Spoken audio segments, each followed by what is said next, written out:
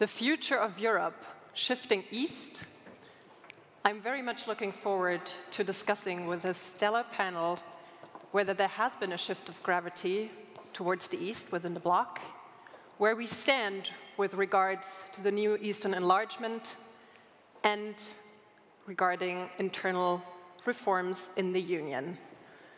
Madame Boone, Minister of State for Europe, unfortunately last minute had to stay in Paris as she will have to attend a session at the Assemblée Nationale this afternoon, but her statement will start off our subsequent panel discussion.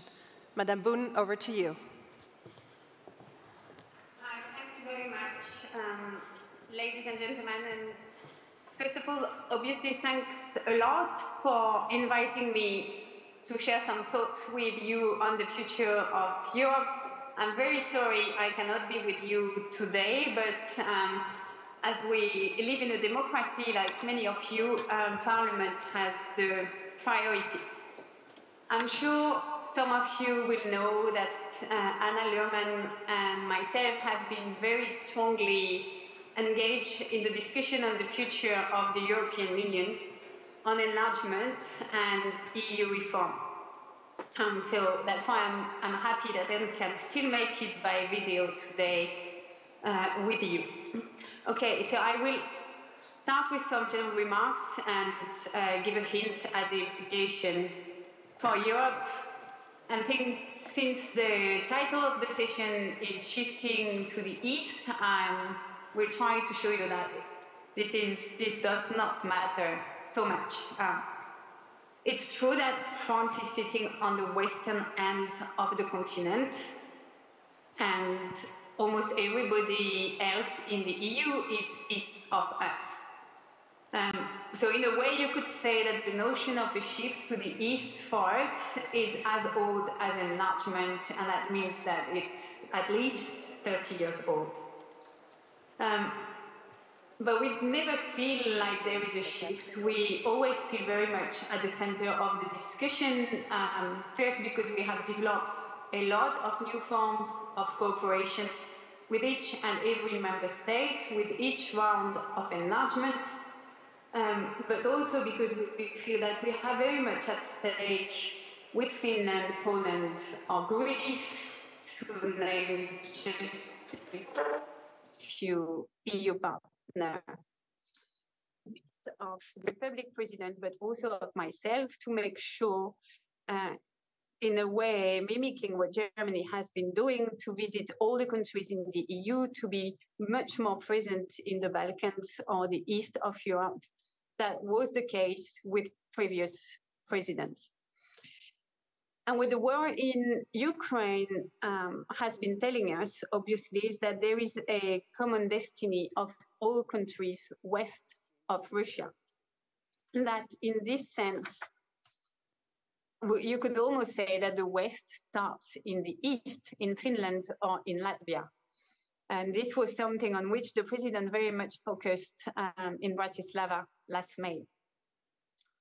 So that's just to give a bit of perspective about East and West and how little I think it matters in some way. And it matters more when we look at history rather than geography.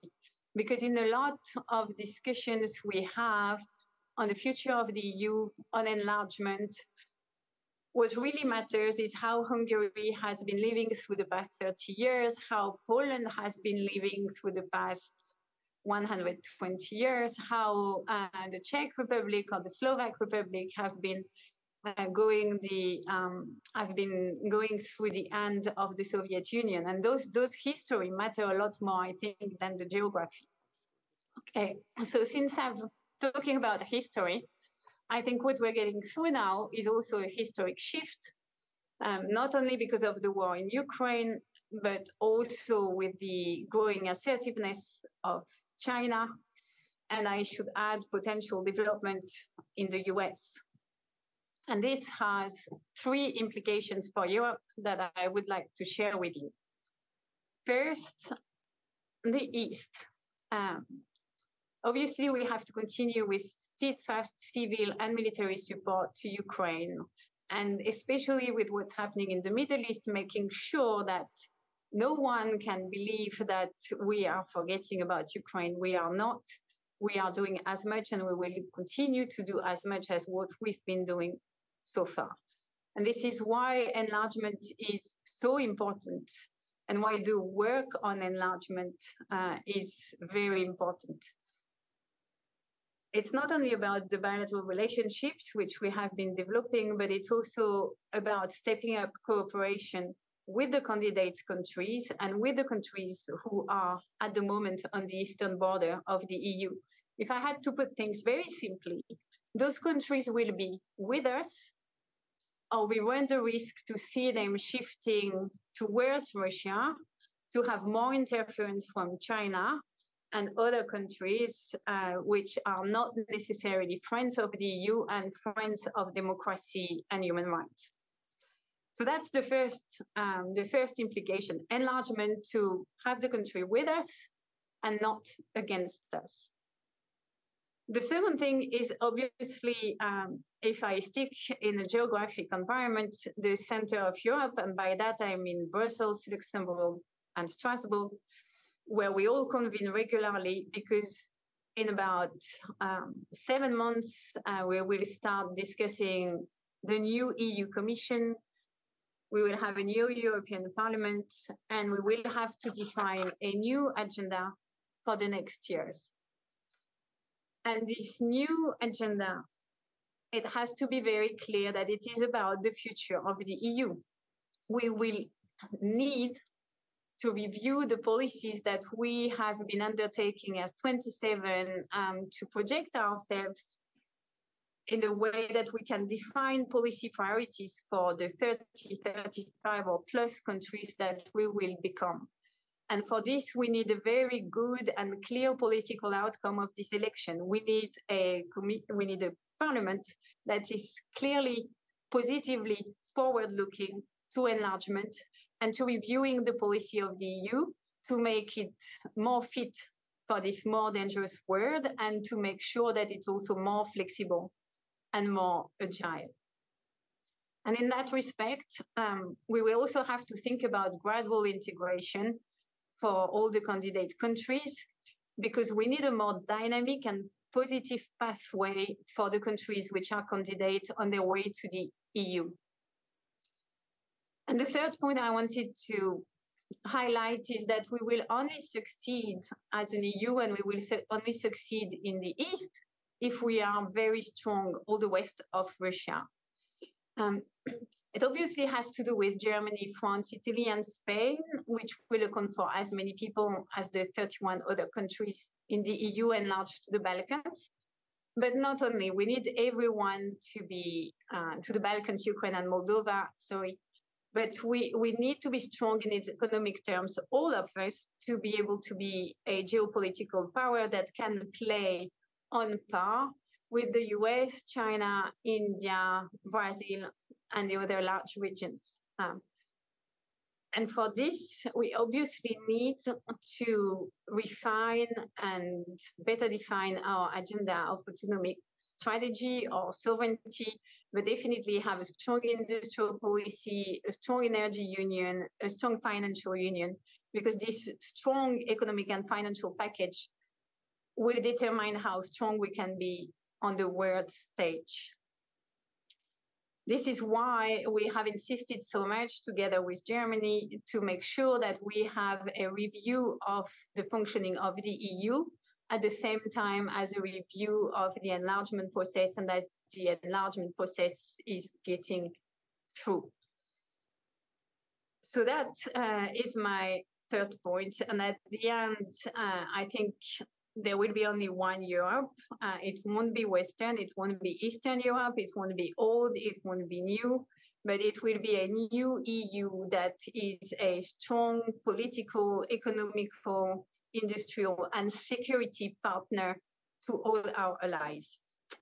With this, perhaps you've heard them before. I'm quite sure you've heard them before, but I would just like to recall the words of Milan Kundera. We don't want part of Europe to be kidnapped a second time. So thank you Dankeschön and merci. And I wish you a very good debate. Thanks a lot.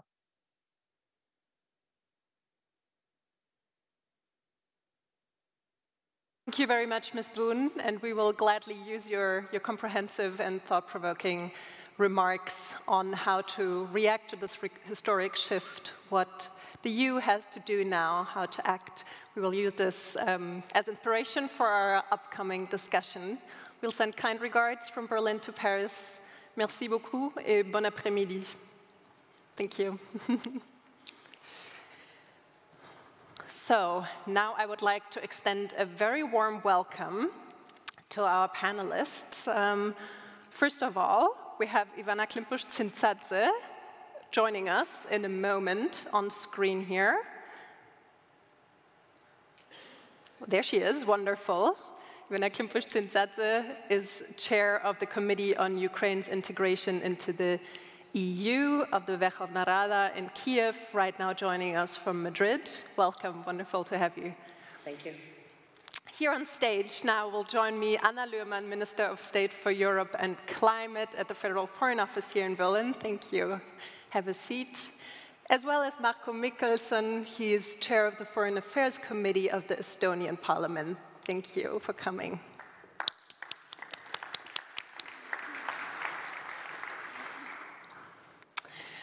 So I'd like to say thank you for being here for this timely and important discussion.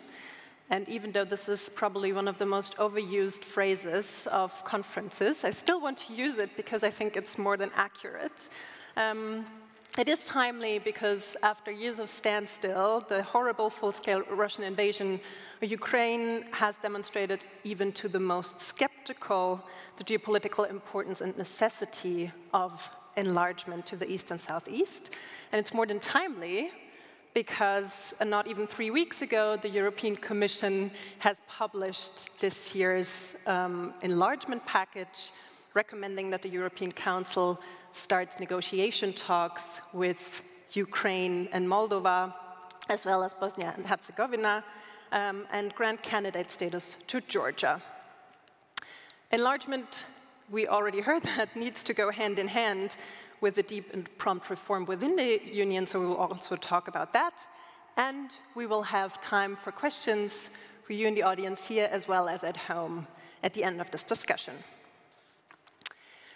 So, Mr. Mihkelson, Madame Boone already shared some thoughts regarding the question whether there has been a shift to the east. I also would like to ask you, in how far do you agree that there has been a shift of gravity towards the states in the east, namely the Baltics? We earlier talked about the Baltic Musketeers as well in that context, to Poland and also to Romania.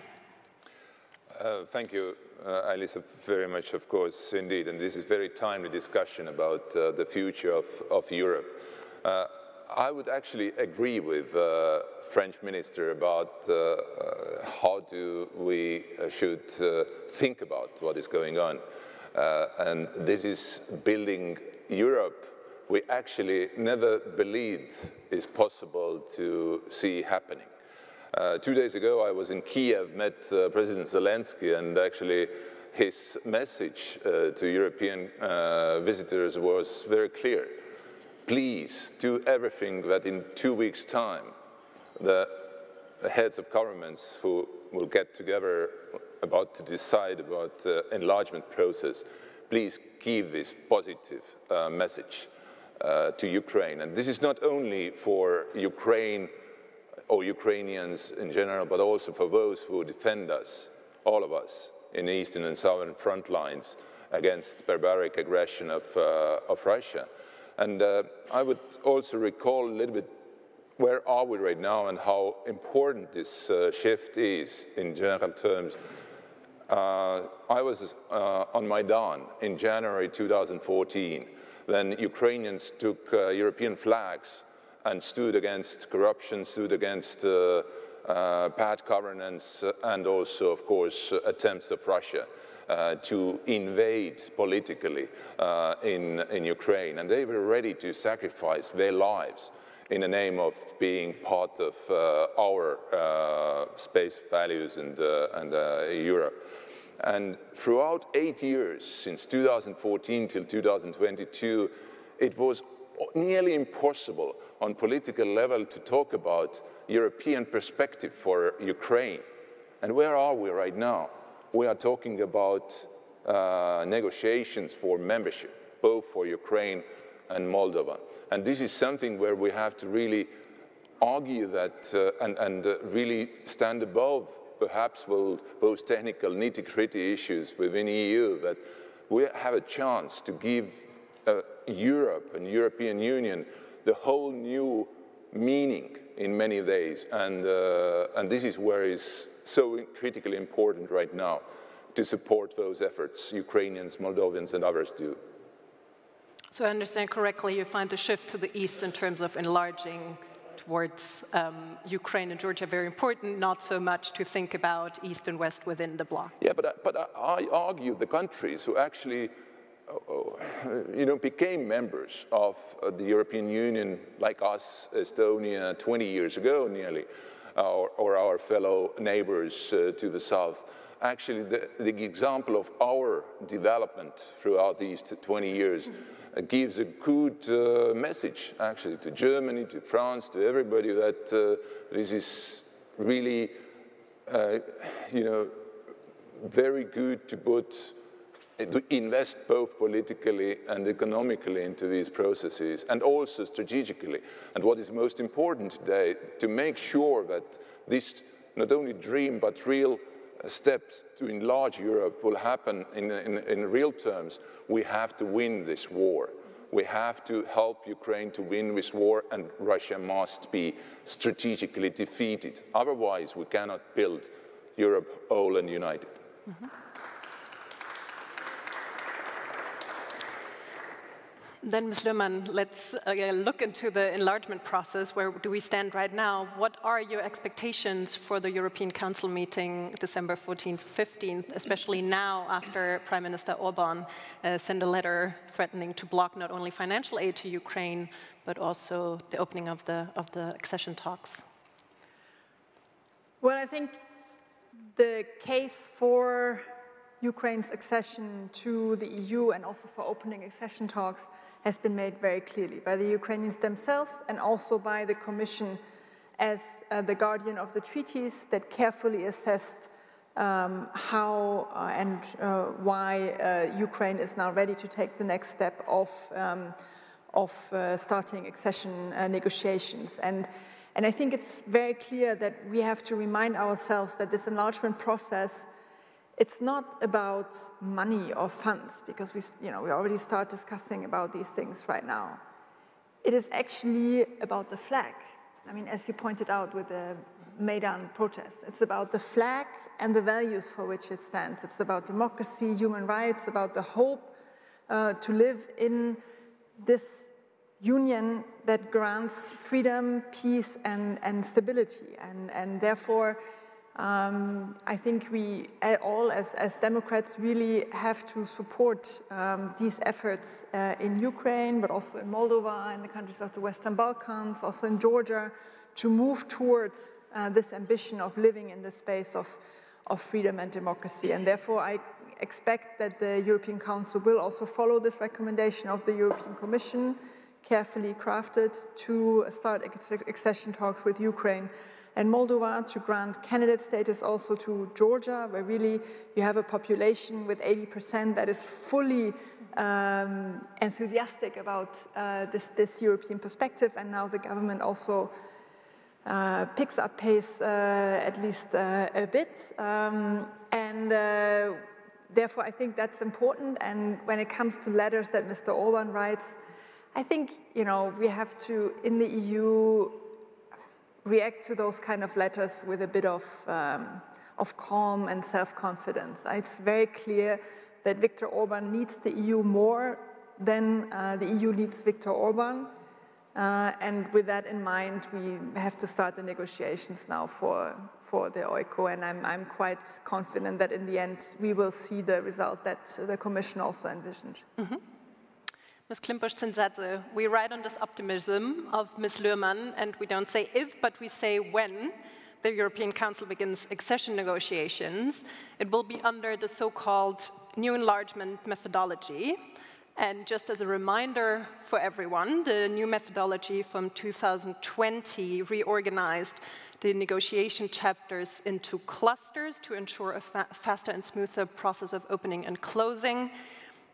It introduced a stronger system of rewards and sanctions with putting the fundamental EU values at the core of the process.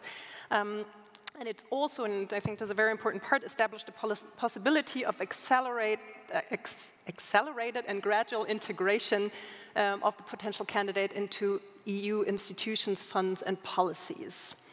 So, Ms. Klympush-Tsintsadze, from your point of view, what are the most valuable benefits, but also challenges of this new methodology for Ukraine's accession? Well, first of all, thank you for this invitation. Thank you for focusing the discussion around the topic that is so dear to our hearts and occupies so much of our attention and our work. I am joining you exactly from Madrid, from the Cossack meeting, so we have had the chance over the couple days to discuss exactly the same issues here with colleagues from different national parliaments of the EU member states. And I'd like to start a little bit from what you started to discuss with colleagues, with both Anne and Marko, because I think that we should not also agree with Madame Boone. We should not really think about the shift towards the east, but we should probably think right now about the shift towards the values, you know, or back to values to an extent. When there is no choice between, you know, prosperity and values, and prosperity as an interest and value as freedom, for example. And I think that what we've seen over the last 2 years, since the 8 years war of Ukraine against Russian Federation on its own territory has turned into a full-scale invasion, this waking up of Europe has a much bigger meaning rather than shifting to the east or to any other side. I think it's about regaining the possibility of trying to be an appealing and strong and capable geopolitical actor. And that is not only about economy, that is much more also of a projection of the capacity and power, but, you know, soft power in the world from the EU. And I think that the EU actually, and we're turning to your question, the EU actually can grasp this opportunity and actually get to the next stage of its development, so to say, by taking the decisions already in December, opening up the negotiation talks with Ukraine, with Moldova, giving this ray of light at the end of the tunnel to Georgia. And I really think that that will allow us to move back to values, but that's not what I'm suggesting that the EU should look like 10 or 20 years ago, but rather based on values as a guidance, be prepared to the new challenges and be prepared to act not by the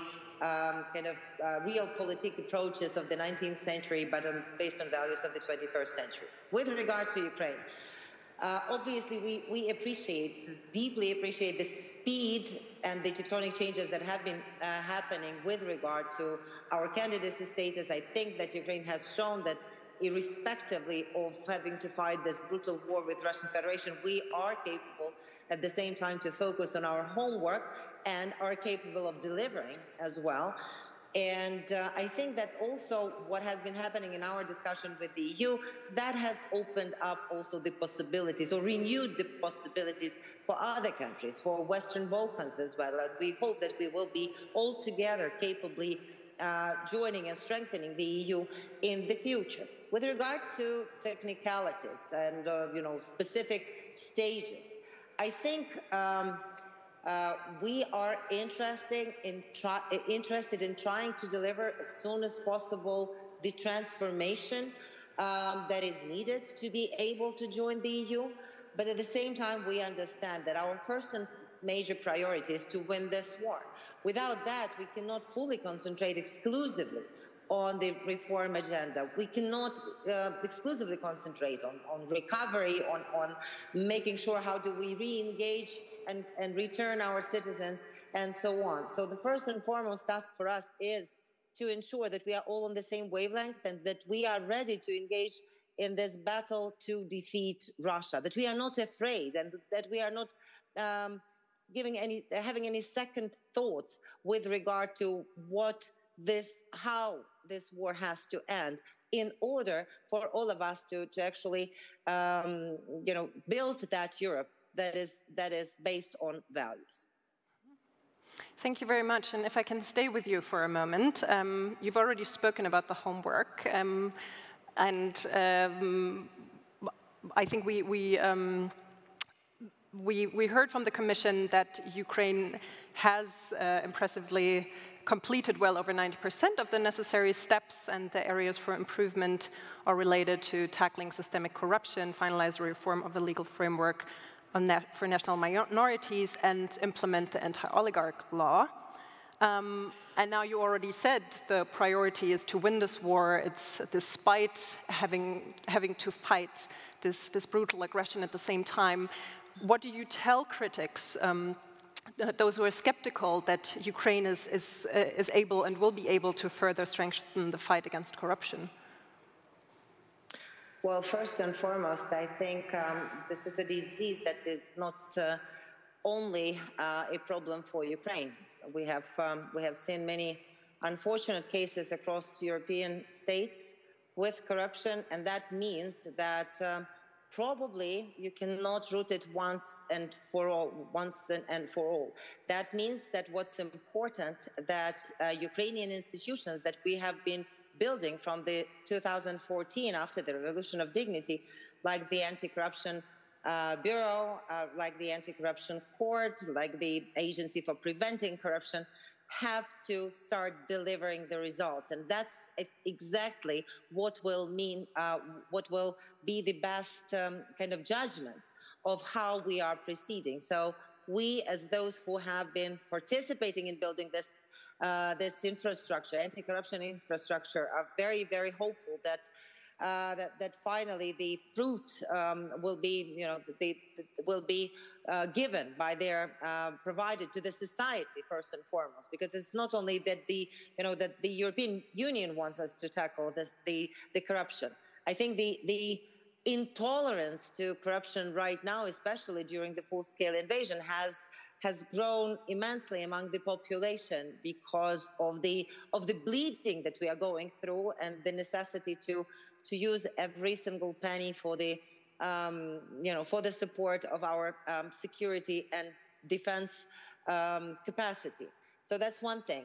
Also, I think the Parliament of Ukraine cross-party is also demonstrating cross-party effort in trying to follow up on those recommendations that have been given by the European Commission. Already some of the draft laws with regard to increase of the number of the detectives in the National Anti-Corruption Bureau, increase of the independence of the Special Anti-Corruption Prosecution, have been voted in the first reading. So I do hope that in the nearest week, even before the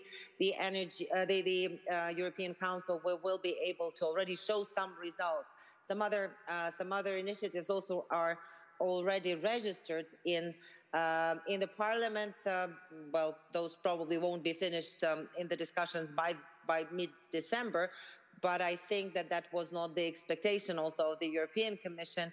We do have hopefully some time till beginning of January, February of 2024, so that we can really go in depth into discussion of some of the issues that need additional fine-tuning, like the law on lobbying, because there is no clear directive or regulation in the EU how we should go about lobbying, and so that requires some stakeholders to get engaged in this. And also with regard to let me say a couple just of words with regard to national minority recommendation. Obviously, we in Ukraine are very attentively looking at what was suggested and what was recommended by the Venice Commission. We will do everything possible and impossible to ensure that we are following the best standard among the European Union states. However, I would like to underline that, unfortunately, part of the problem, and also the letter that was sent by the Prime Minister of Hungary, is an attempt to take Ukrainian European integration aspiration hostage to not necessarily the problem of or any solution for the national minorities in Ukraine, but rather following the internal very clear fiscal interests in Europe. So in Hungary. So I hope that we can address this from both sides, both with us being ready to engage in a constructive and objectively adequate dialogue with Hungary, but at the same time also the EU making sure that there are no double standards, not for candidate countries, but also for the countries that are inside the EU. Mm-hmm. Thank you very much, Ms. Lührmann. Speaking about that fighting corruption also takes time, sort of leads me directly to my next question. I think especially after the latest enlargement package, this debate has gotten even more energy once again, whether since transformation takes time, whether enlargement is possible, that is on one hand speedy, urgent, and rigorous. What do you think? Yes. No, and particularly maybe to start with the comment on corruption. I mean, it's clear that once you as a government rigorously start fighting corruption, actually many corruption cases will surface, because before they've been hiding under the surface. Once you start investigating and start to give the necessary resources and instruments to the anti-corruption officers, then it will for a while appear as if the country would be even more corrupt, while actually the contrary is the case. So therefore, we are now at this critical stage in Ukraine, but also in some of the other future member states, that critical reforms are underway that have to move now from being on paper to being implemented in reality. And indeed, until it's implemented at the very last local community, it takes time. But the reform pace in Ukraine, I mean, even under the conditions of war, is really impressive. I mean, we met last year when I was in Kyiv, and I was really impressed that despite we were there during one large air attack with Russian missiles and drones, and despite being under current attack, you and other colleagues wanted to continue discussing about the details of the corruption reform, of the media law. I remember we had a long conversation about that. And I was just puzzled because, you know, of course, for me it felt a bit, I asked a bit the question like, okay, now you're under attack, why do you want to discuss about this? But it really became very clear to me also emotionally why our Ukrainian friends really want to move ahead with this, because it gives them the hope for a better future once Ukraine wins this war, which we hope will be, all hope here I think will be very soon. But I think it's the least we can do as European Union to work rigorously with them on this perspective, and for that we need to support them in the reforms. We need to take the necessary decisions now in the EU, but we also need to get the EU ready for enlargement. And therefore we have agreed in Granada among the heads of states and governments that the EU enlargement process and reform process needs to go in parallel, so that once the future member states are ready, we are also ready as EU. Mm-hmm.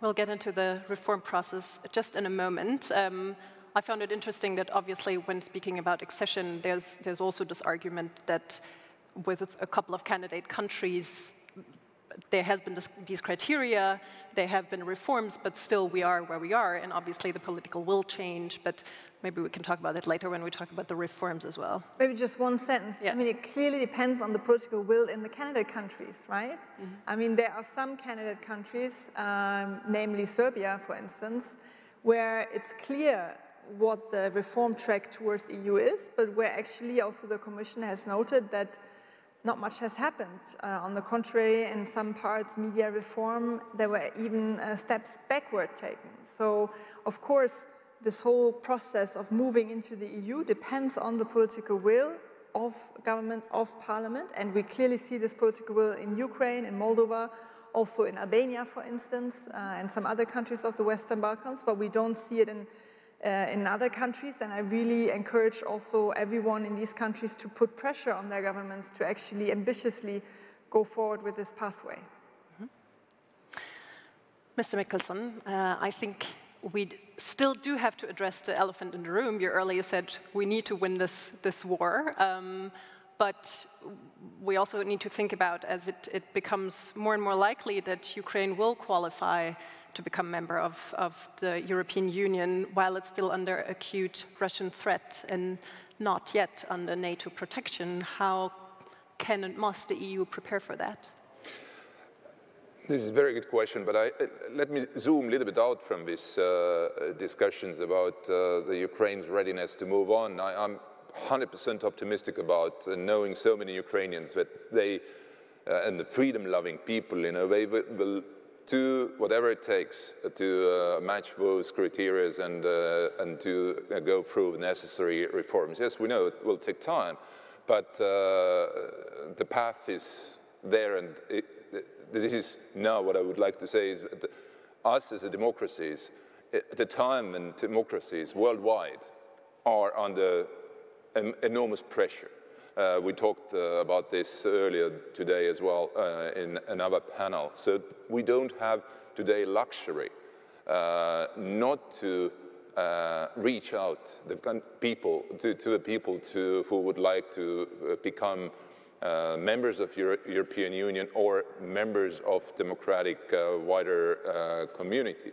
And this is extremely kind of historic moment when you look back into history of Europe, or back at the history of democracies, then this can also make a shift in much wider worldwide politics as well, that showing that democracies are able today to actually enlarge an area of presence, let's say, and will definitely give a signal to authoritarian regimes across the world.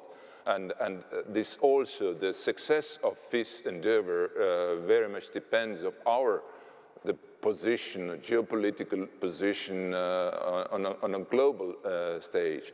And perhaps another point, what is essential here, when primarily we talk about enlargement of the European Union, but we know, and this is very well now understood among allies and partners, that in Eastern Europe, any gray area or gray zone will create a minimum new crises, or in, as we see today, a large-scale conventional war in Ukraine. So this is understood that we have to get rid of those gray zones, but only enlarging EU, we cannot do that. Winning in this war, or also at the same time or parallel to EU integration, is enormously important to enlarge NATO as well. And this is why it is so critical that during next few months till the summit of NATO in Washington, we should be able to message to Ukrainians, but also among, to agree among allies, that we are ready to invite Ukraine to become a member of NATO, because this will safeguard also those reforms which are badly needed for Ukraine's future membership in the EU. And also this applies to the other countries like Moldova as well. Thank you. So let's also talk a bit about reforms. Your colleague, Madame Boone, has already touched upon a few issues. You in the past have said that the two main challenges regarding the EU capacity to act is one, QMV, and the protection of rule of law. So what are the concrete proposals that promise the most success with regard to protecting rule of law, not only in candidate countries, but also in member states? So first of all, I really want to emphasize that we push, also my colleague Laurence Boone, we push this debate on EU reform because we want enlargement. And because we want enlargement, we need to get ready for enlargement. It's not because I know that often there's the idea around that we only push this debate to obstruct enlargement, but the contrary is really the case. And just think about there are several,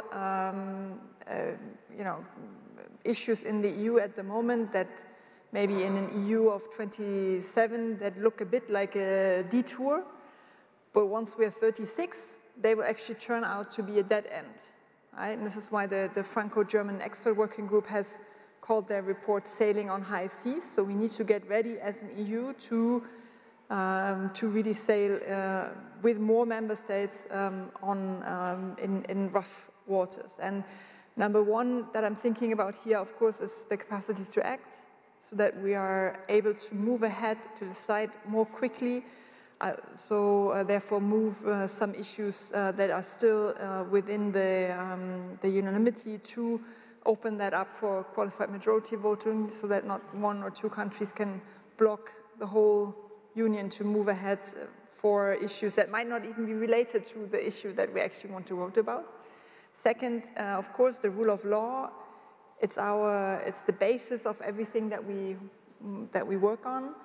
And I think we've seen in the past years that, unfortunately, just becoming a member to the EU doesn't guarantee that the rule of law is implemented forever.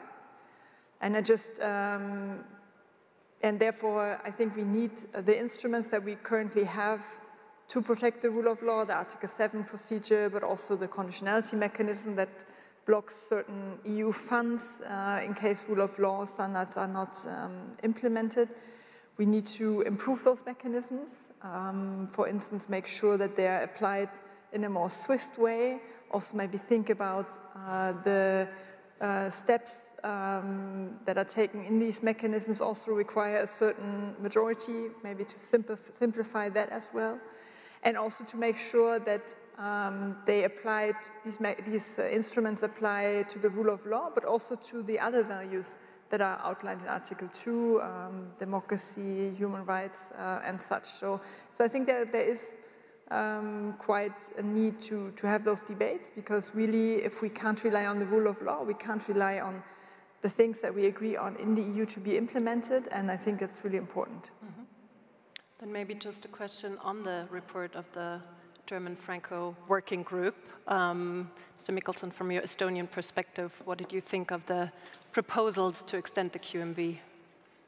You know, I guess that while we will enter into the election campaign, not in the United States, but in Europe next year, excuse me, so all these ideas, how to reform the European Union, are a very vital one, actually, to bring into the campaign as one of the priorities on EU level, but also in our respected member states. And the talks about reforms of the European Union are, always going on, and we will never be happy enough that now we have done, there is a treaty, let's follow the treaty. Actually, the treaty, what we have, has quite many tools, what we have perhaps not yet 100% used so far, but still, I am optimistic, because what sort of alternatives we have rather than to reform in a way to get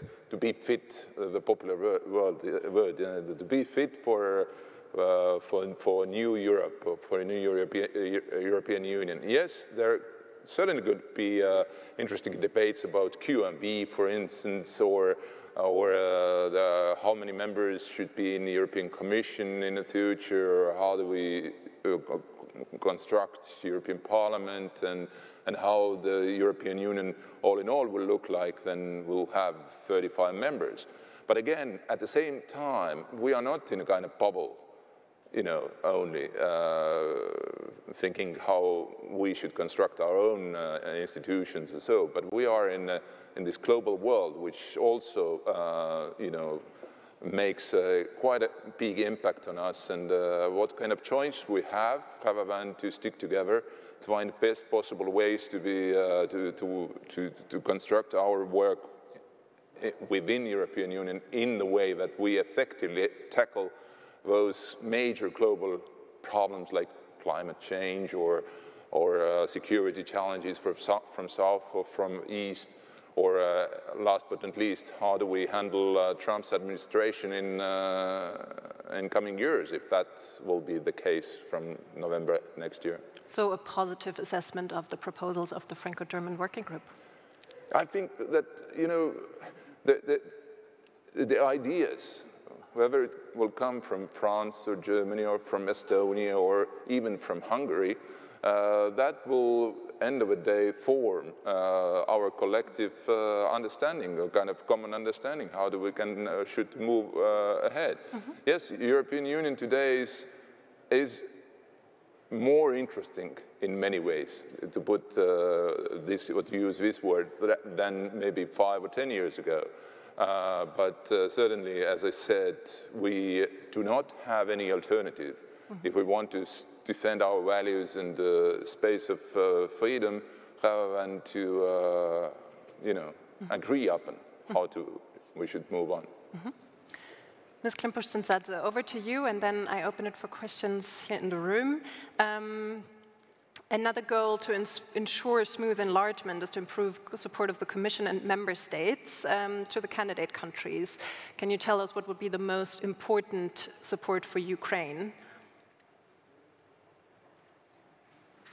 Could you repeat the question? I'm not sure that I understood. What would be the most, I think there's a lot of talk also when we talk about the reforms of the European Union on how can Member States and Commission better support the candidate countries, states in their process. Okay. Yeah. Sorry. Yes, thank you. Well, first, obviously, we are watching very closely how the whole discussion on the internal reform is ongoing. And I think what's important for any country that is aspiring to become the EU member state, irrespectively of the stage that it is right now, whether a candidate or a negotiating country or just aspiring to become one, I think for all of us it's important that the processes of internal reform in the EU would not keep us at the doorstep of the EU, even if we are ready to join. I think it's important that our European integration would not become dependent on the end goal or end game of the internal reform in the EU. And that is something that I think is that where the thoughts and the discussion is leaning towards right now. But hopefully this decision will be made that it won't be, these processes can go in parallel and based on the achievements of those aspiring countries, they will not have to wait till all the internal discussion will be finished and only then they can step through this door. So that would be a very important help that we can get as a signal and also as a decision also from the EU. But also, I think that every single nation, and including Ukraine, on this process, we are looking for more serious institutional capacity in order to be able to upgrade our efforts. And I think that that's something where we are also hoping for some support from our partners.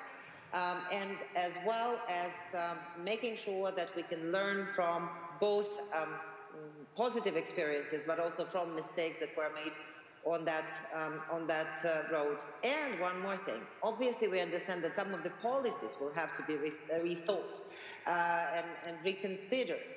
And on that way, we definitely would not want to see more of the problems that we are experiencing right now, for example, on our border with Poland, with unjust, totally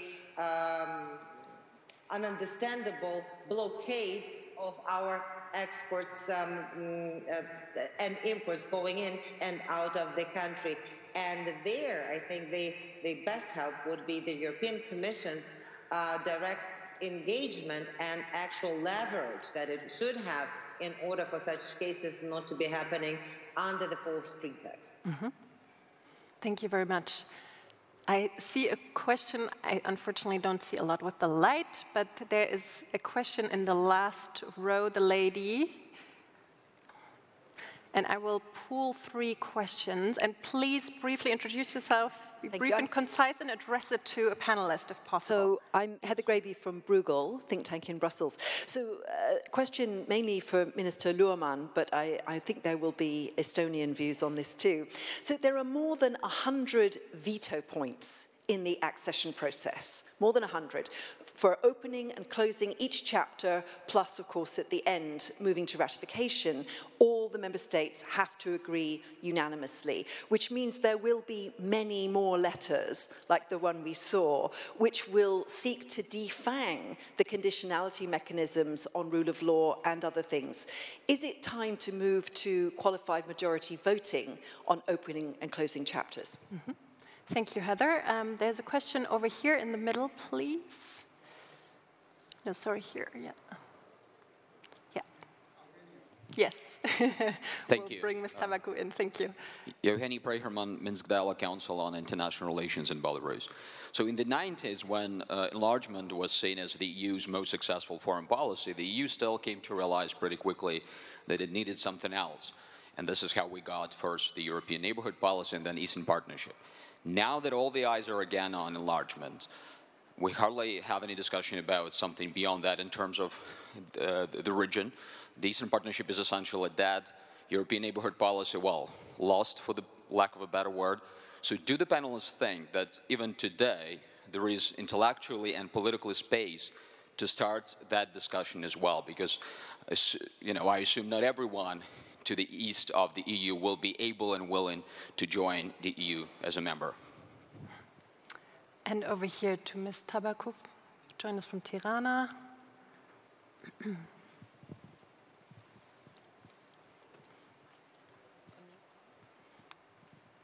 Okay, yeah, there's a mic coming up, yeah. Yorita Tabaku, Chair of the European Integration Committee in the Albanian Parliament. First of all, from a perspective of a candidate country, the new Franco-German proposal was very welcomed. Instead of only reforming the Western Balkans, of course, it was time to revise the decision-making, as it was also mentioned before.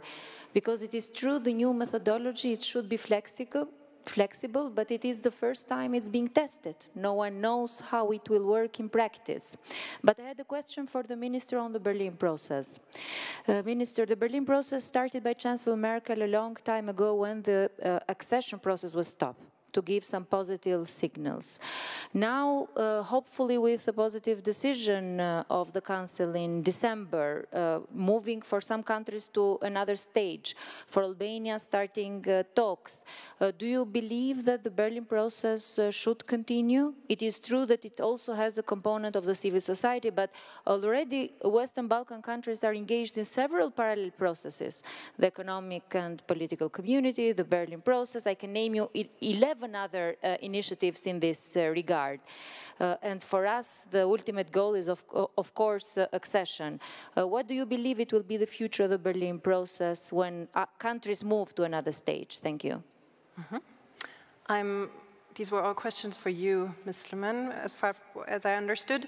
So I would like to add one from online. Mr. Mihkelson, how does the EU deal with the rise of nationalist right-wing parties opposing EU enlargement, especially now after the elections in the Netherlands? So who would like to start? You would like to start? Sure. Yeah, thanks a lot for these questions that are very much on top of my mind, all of them actually, and particularly your question of how do we make sure that the technical details of the enlargement process don't offer so much opportunities for veto points? I mean, as you said, it's more than 100, and it's normally for technical things, such as the opening benchmarks or the opening of clusters. So our proposal is clear. We want, of course, every member state needs to be on board for opening negotiations and for closing them, or probably also for closing chapters to really say, okay, or closing clusters. Here, enough has been fulfilled, but everything else should really move to QMV because it's really technical details, and we'll certainly work on that so that we can have progress here soon. When it comes to the second and the third question, you actually answered each other a little bit because for me, the Berlin process is really an important issue also of, because EU institutions are also involved, of EU engagement with the countries of the Western Balkans.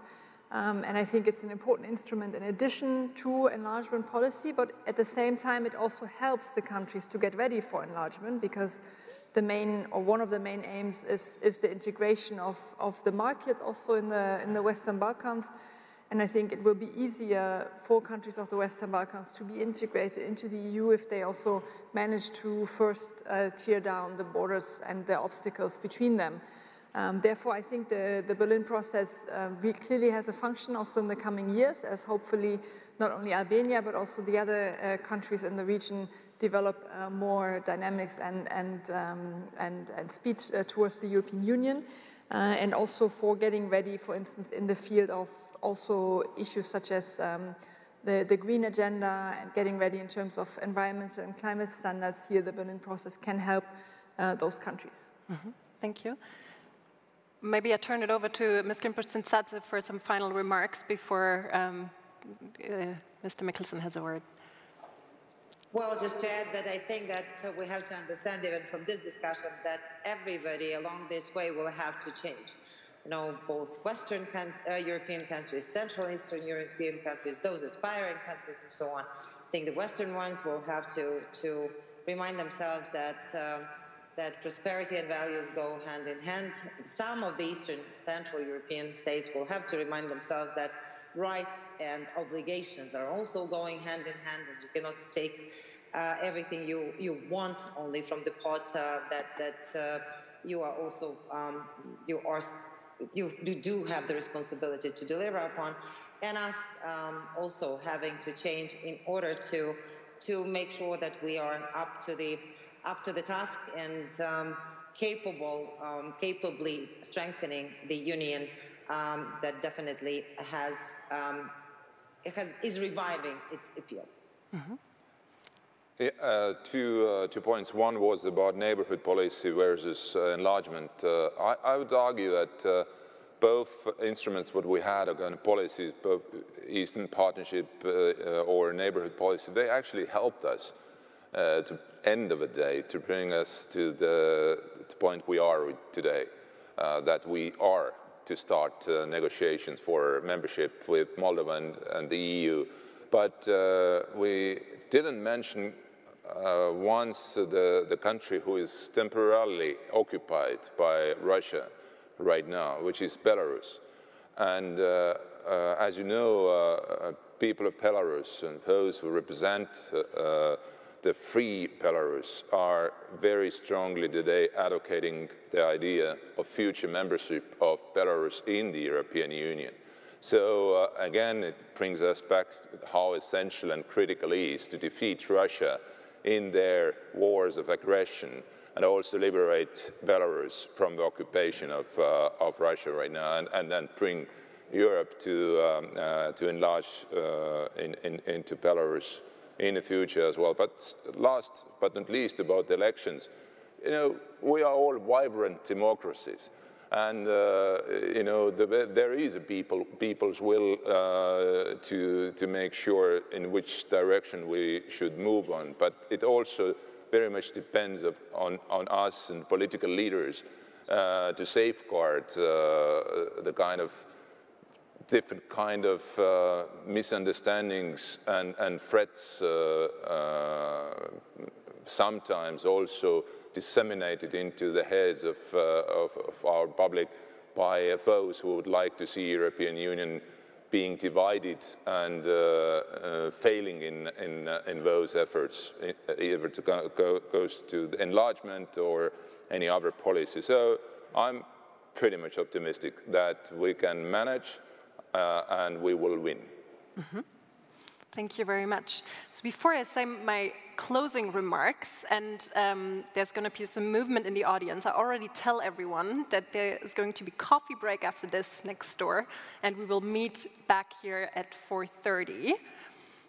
Now, my last words before I thank you are a hopefully motivating quote. What we heard from this discussion, there's momentum, there's hope, there's lots of optimism.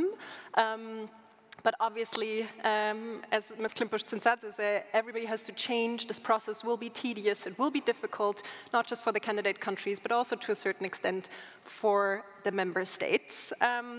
And I don't know if you all know this, but Mr. Mihkelson and his colleagues from the chairs of the Foreign Affairs Committees from the other Baltic states call themselves the 3 Baltic Musketeers. And I took this as an inspiration to end with a quote from that book, where it says, "The merit of all things lies in their difficulty." Thank you so much. It was an honor. Thank you, Ms. Klympush-Tsintsadze. All the best to you and your team. Greetings to Madrid. Thank you, Mr. Mihkelson. Thank you, Ms. Lührmann, for being here. Thank you very much.